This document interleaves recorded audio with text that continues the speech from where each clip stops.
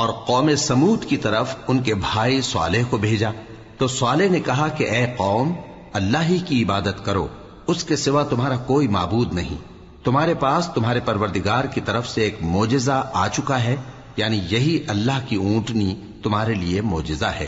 تو اسے آزاد چھوڑ دو کہ اللہ کی زمین میں چرتی پھرے،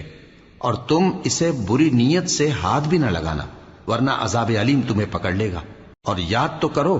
جب اس نے تم کو قوم عاد کے بعد سردار بنایا اور زمین پر آباد کیا کہ نرم زمین میں محل تعمیر کرتے ہو اور پہاڑوں کو تراش تراش کر گھر بناتے ہو،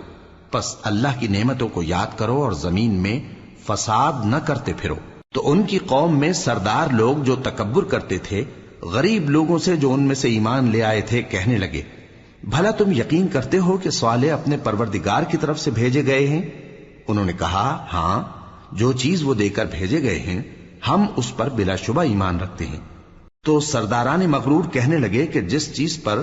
تم ایمان لائے ہو ہم تو اس کو نہیں مانتے۔ آخر انہوں نے اس اونٹنی کو مار ڈالا اور اپنے پروردگار کے حکم سے سرکشی کی، اور کہنے لگے کہ صالح، جس چیز سے تم ہمیں ڈراتے تھے، اگر تم اللہ کے پیغمبر ہو تو اسے ہم پر لے آؤ۔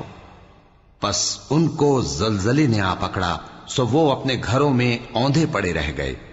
پھر صالح ان سے نا امید ہو کر پھرے اور کہا کہ میری قوم، میں نے تم کو اللہ کا پیغام پہنچا دیا اور تمہاری خیر خواہی کی،